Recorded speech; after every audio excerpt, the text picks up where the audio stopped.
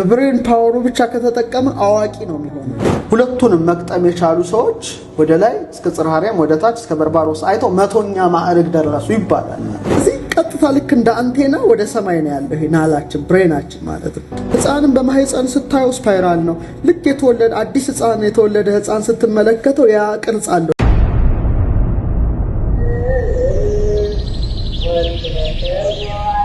ሰው ስንል 7 ነገር ማለት ነው። በአጠቃላይ ጠቅለል አድርገን ስናየው እሳት፣ ውሃ፣ ነፋስ፣ መሬት፣ ልብ፣ ቃል፣ እስትንፋስ ብለን መግለጽ እንችላለን። ህዋሳት አፋ፣ ህዋሳተ ውስጥ የውስጥ ህዋስ፣ የአፋ የውጭ ህዋስ ያለውን ብለን መግለጽ እንችላለን። ተንተን አድርገን ስናየው ግን ብዙ ነገር ከውስጡ እናወጣለን። ለምሳሌ ኩለንታ እንለው እንችላለን። መላ ሰውነቱን መዳሰስ ከፈለግን እንደገና ኩለንታው ብንል ሰውነቱን ሁሉ የዛን ሰውዬ ስፔሲፊካሊ ምንድነው ብለን መጥቀስ እንችላለን።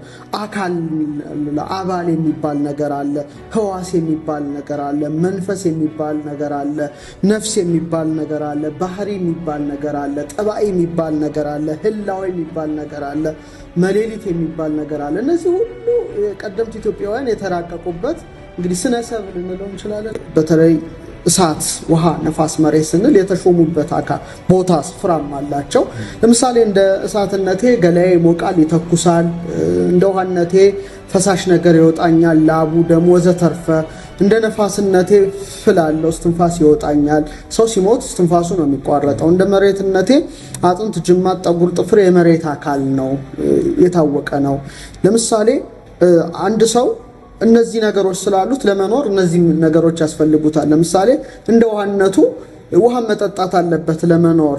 እንደ መሬታዊ አካልነቱ መሬት የምታበቅላቸውን አዝሬትን፣ አትክልትን፣ እጽዋትና የምድር ውጤቶችን መመገብ። እንደ ነፋስነቱ አየር ያስፈልገዋል።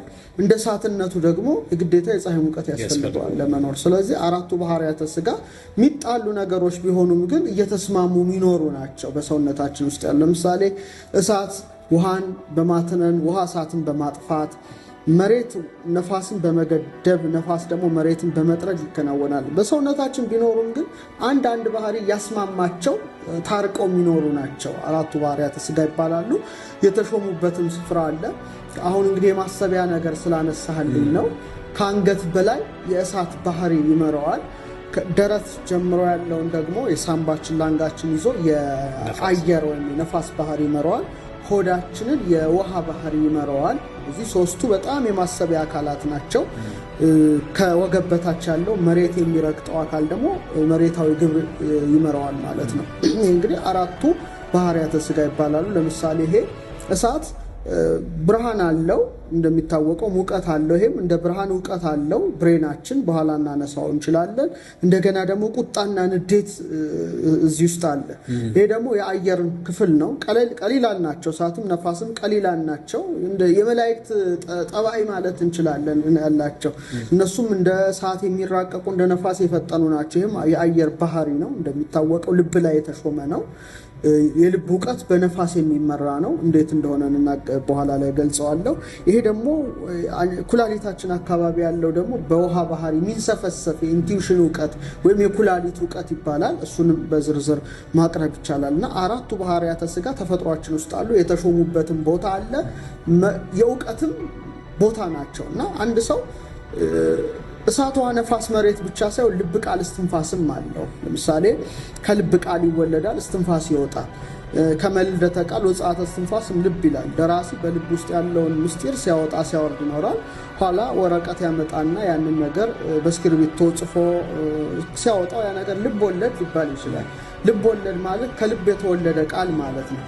ቃል ቢወለድ እንጂ እስትንፋስ አይወለድም። እስትንፋስ መውጣት ነው። ስለዚህ ሰው ስጋ፣ ነፍስ፣ መንፈስ ነው ማለት እንችላለን። ጠቅለል አድርገን 4ቱ ባህሪያተ ሥጋ አለው። እንደገና ልብ፣ ቃል፣ እስትንፋስ 7 ማለት እንችላለን። ጠቅልዬ ደግሞ ስጋ ነው። ስጋ የሚታየው ነው። ቅድም ግዘፉ ነው የሚታይ ነው።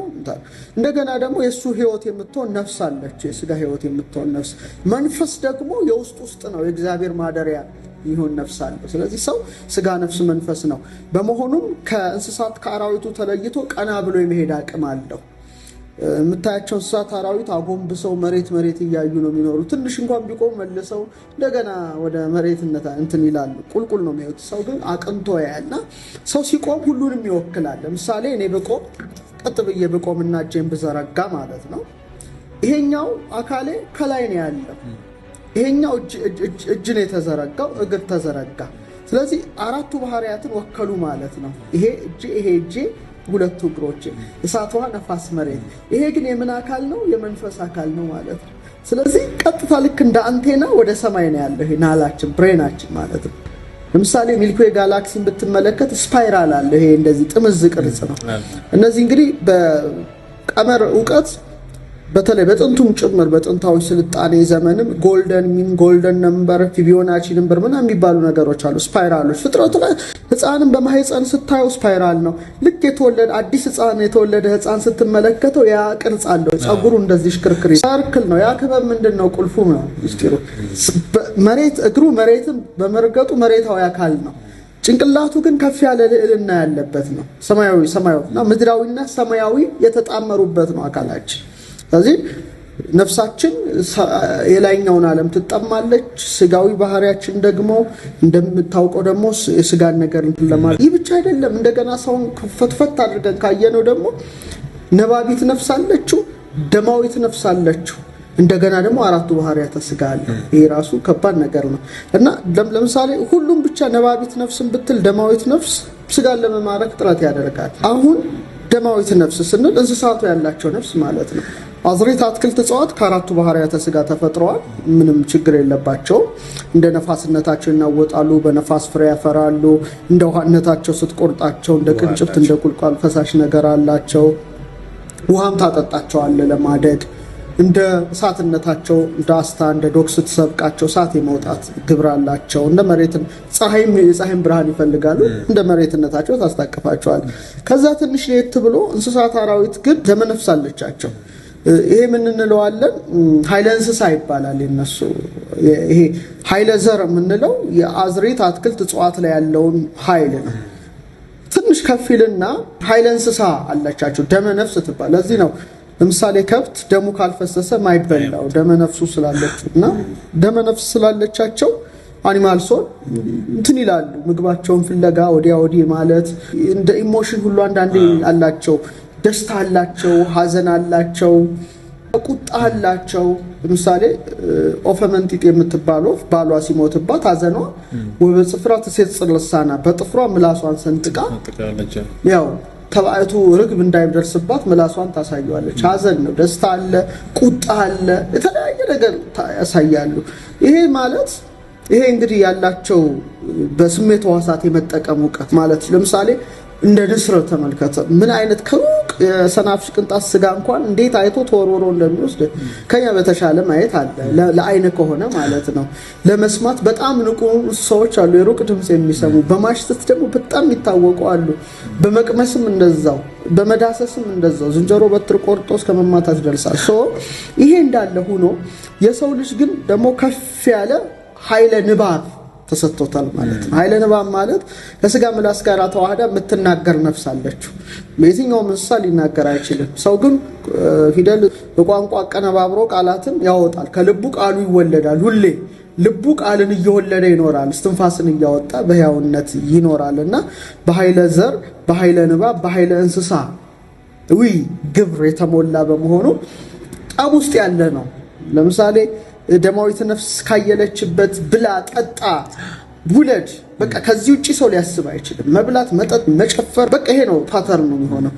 ነባቢት ነፍሱ ግን ከፍ ካለ ልዕልና እንደ ሆፕ ይመጣል። ተስፋ መንግስተ ሰማያት የምትለው ማለት አርያማዊውን ረቂቁን ዓለም ማሰብ፣ ይሄ ጥበብ፣ ማስተዋል ምናምን የምንላቸው እነዚህ ተስፋ አሉ አይደል? ማንም እንስሳ ላይ ሊኖረው የማይችለው ነገር ይፈጠርበታል፣ ይመጣል። ሁሌ ተቃርኖ ውስጥ አለ ማለት ነው።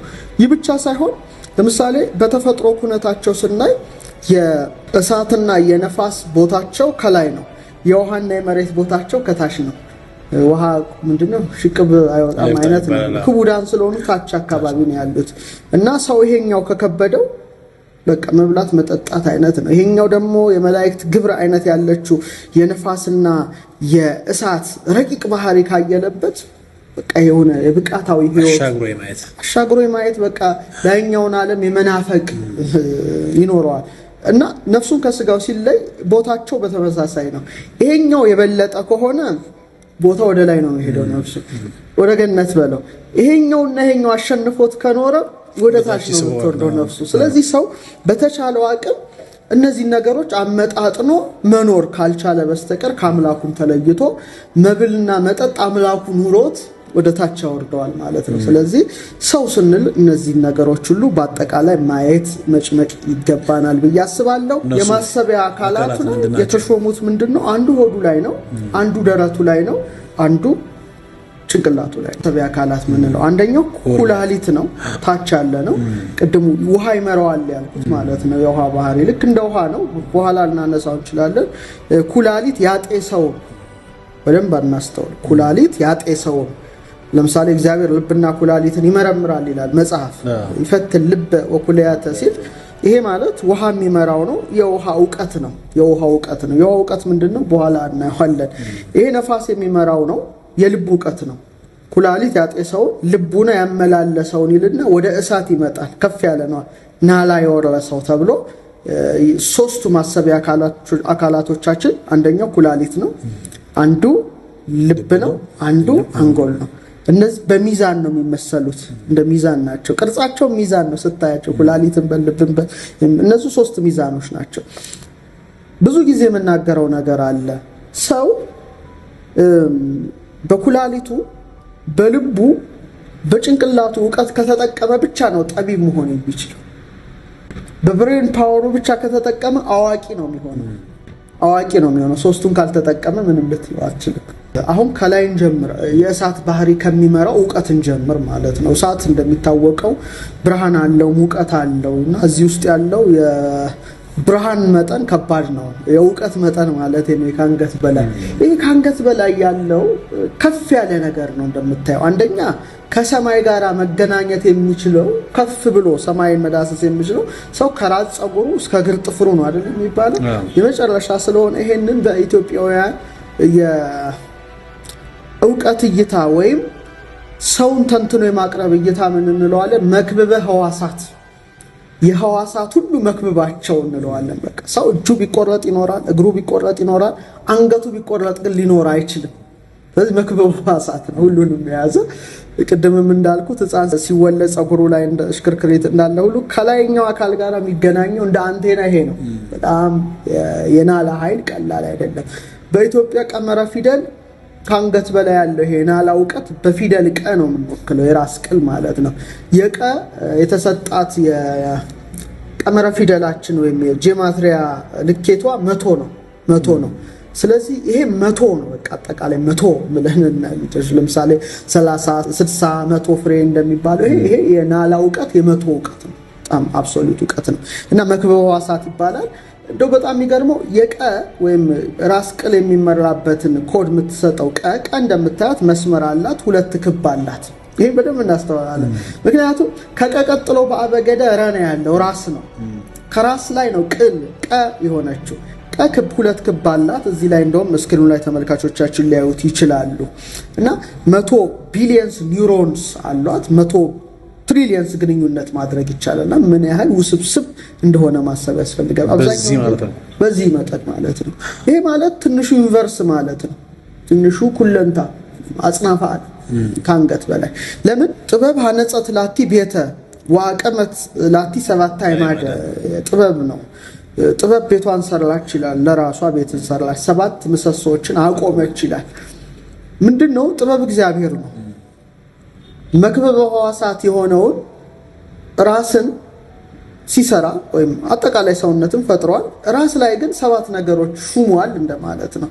ምክንያቱም ማደሪያው ነው። አእምሮአችን ሁሉ ጊዜ እግዚአብሔርን ሊያስብ ይገባልና እና እነዚህ 7ቱ ነገሮች 2 አይን ያለው ነው። እንደ ፀሐይና እንደ ጨረቃ ብርሃን ማለት ትችላለህ። ብርሃን ማለት ነው ፀሐይና ጨረቃ ሁለቱም ብርሃን ታላላቅ ብርሃኖች ናቸው። ከዛ 5ቱ ግን 2 ጆሮ አለው፣ 2 የአፍንጫ ቀዳዳ አለው፣ አፍ አለው ማለት ነው። አፍ አለው። እነዚህ ምንድናቸው? መክብበ ሕዋሳት በሚመራቸው ራስ ላይ ያሉ 7 ነገሮች ናቸው እና 7ቱም ብርሃን ነገሮች ናቸው። ለምሳሌ ከፕላኔት 5ቱ በአይን ይታያሉ፣ ፀሐይና ጨረቃ በአይን ይታያሉ።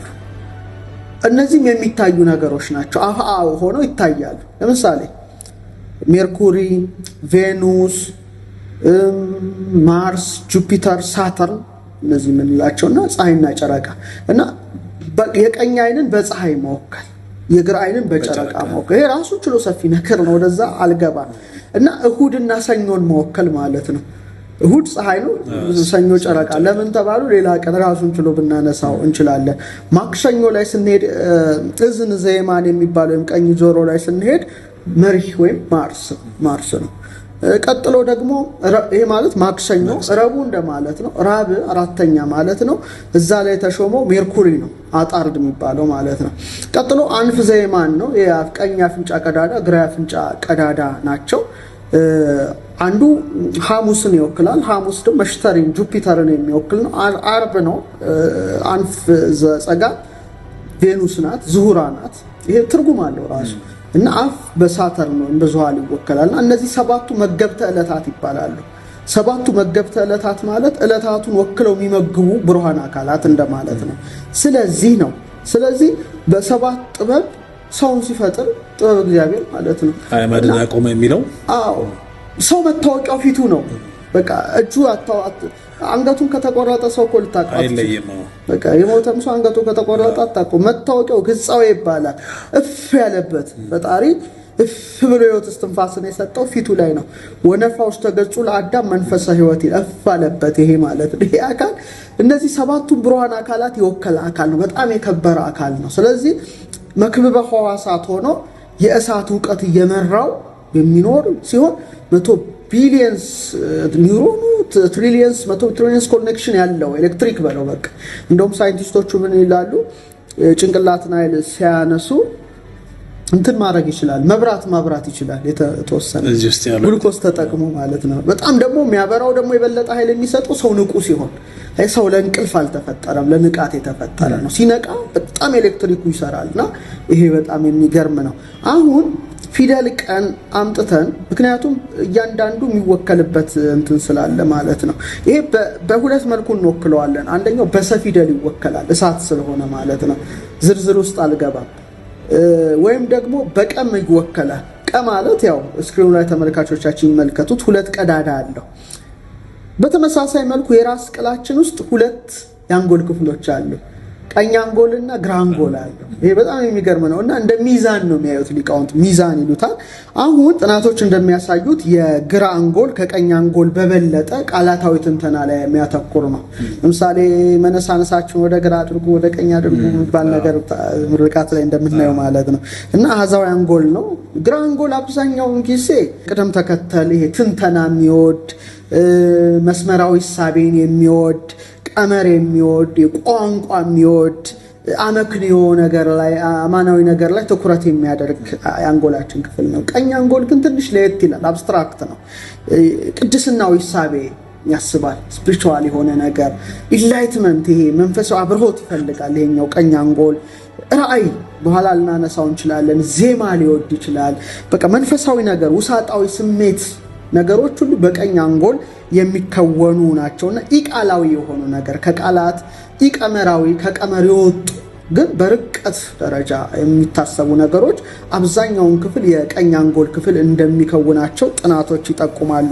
ግን እንዲህ ሲባል ግን ሁለቱንም በአግባቡ መጠቀም ይችላል። አንዱ ለአንዱ ድጋፍ መሆን ይችላል እንጂ ሁሉ ጊዜ የግራ አንጎልን ብቻ ከተጠቀም ሌላውን ረቂቁን ነገርም እንተዋለን ማለት ነው። ስለዚህ ግራ አንጎል ቀኝ አንጎል ሁለቱም መከወን ይችላሉ። እንደ ቀ ፊደል ያቸው ቀ ፊደል ሁለት አይኖች ናቸው። ምን ይባላሉ? አዕይንተ አእምሮ ይባላሉ። የአእምሮ አይኖች። ለምሳሌ ቅዱስ ያሬድን እንሂድ ከምርቃቱ በፊት ሀበነ እግዚኦ አዕይንተ አእምሮ ይላል። አቤቱ የአእምሮ አይኖችን ነው የሚለው። የአእምሮ አይን አላለም፣ አይኖችን ነው የሚለው። እነዚህ ናቸው፣ ልክ እንደ አይን ናቸው ማለት ነው። ዘወትር አንተን ብቻ ያዩ ዘንድ የሚለው ነገር አለ። ስለዚህ እነዚህ ሁለቱ አይኖች ሰው በአግባቡ መግጠም ከቻለ እንደ ቀ ፊደል በለው። ቀ አንድ መስመር ወደ ታች አለው፣ አንድ መስመር ወደ ላይ፣ አንድ መስመር ወደ ታች ነው። ወደ ላይ እስከ ጽርሐ አርያም፣ ወደ ታች እስከ በርባሮስ የማየት አቅም አለው እንደማለት ነው። በቃ ሰው ለዚህ ነው የተፈጠረው። ቀና ለምሳሌ ቅዱሳን በቁ ሲባል 100 ደረሱ አይደለም የሚባለው? ቀ 100 ናታ። ቅድስና ናት። አይ ቀመቶ አሃዛዊ ሽክርክሪቱን ማየት ይችላሉ ተመልካቾቻችን። እዚህ ላይ ቀመቶ መሆኑ ቅድስናዊ ሐሳብ መጨረሻ ቅዱስ ለመባል በቀ ነው የምንጀምረውና ይሄ ቅድስናዊ ሐሳብ በመቶ የሚመራ ነው። ስለዚህ መክብበ ሕዋሳት የሆነው አንጎል በዚህ መልኩ መቃኘት ይቻላል። በጣም ሰፊ የእውቀት እንትን ነው ራሱን ችሎ